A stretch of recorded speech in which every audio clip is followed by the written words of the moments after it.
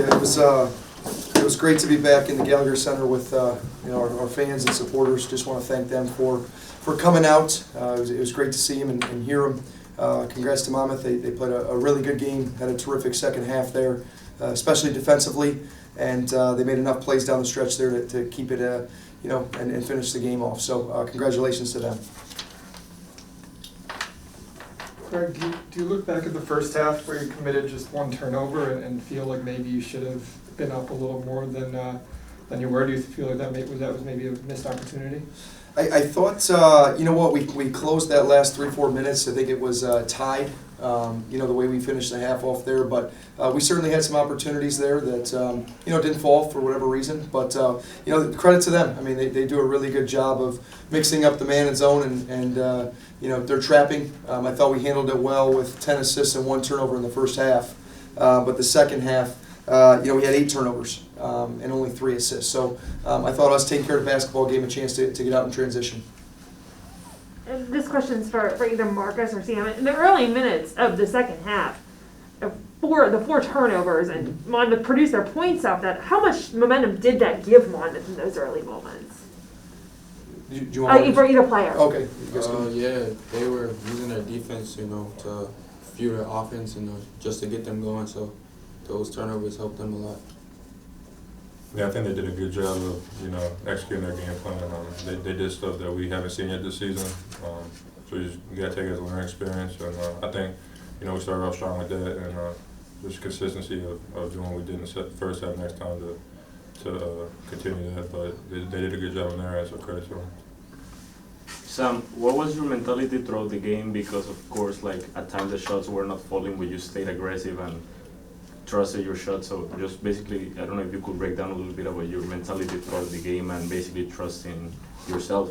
Yeah, so as a shooter, you gotta have a short memory. The next one is in. That's how I think. Shots weren't falling today, but especially when that's happening, you gotta just try to do other things and affect the game in any way possible, like just playing extra hard, crashing the rebounds, and doing little things. And that's my mentality. When you play hard, good things happen. So. No matter if the shots are falling or not, you can always impact the game somewhere, and that's how I try to do it. And just keep shooting. That's my mentality. Craig, is it a little odd to play your first home game after 6 on the road? And I know that's the hand you're dealt and all that, but it's obviously been a tough stretch, and you finally get home and you're playing a team that's coming off a win against Cincinnati and a long winning streak. Yeah, special challenges? Yeah, Monmouth is a terrific team. They 6 in a row for them. They're playing at a high level. King has done an excellent job with the team. They're an older team, and for those guys to play such a high level so early in the season is a credit to the coaching staff.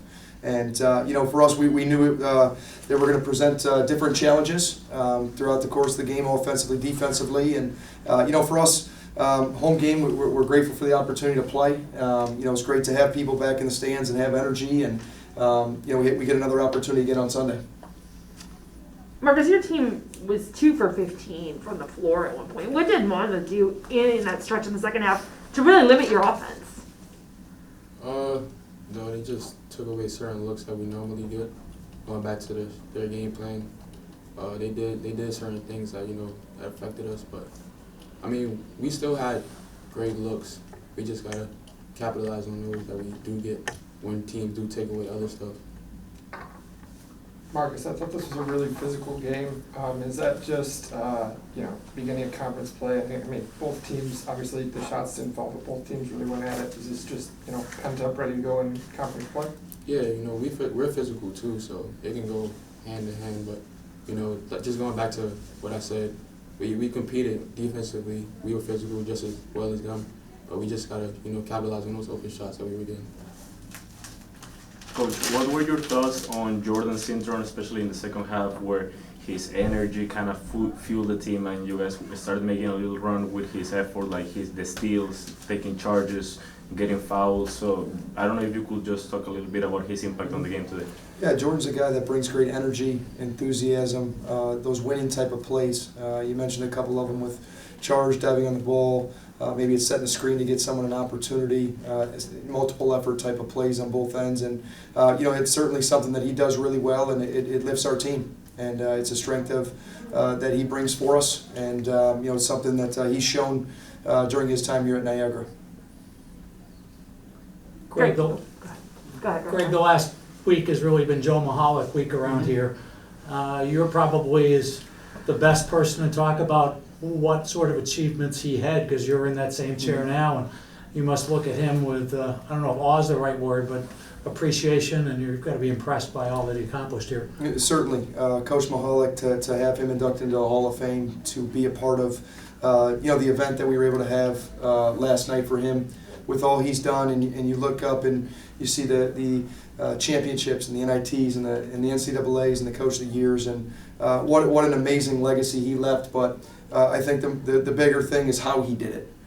He did it with bringing the community together. He did it with bringing students and just his personality and loving Niagara the way he did. There's such an appreciation for not only what he did, but how he did it and who he is. And my friendship with him is something that I cherish, and I'm proud to call him a friend and represent Niagara basketball.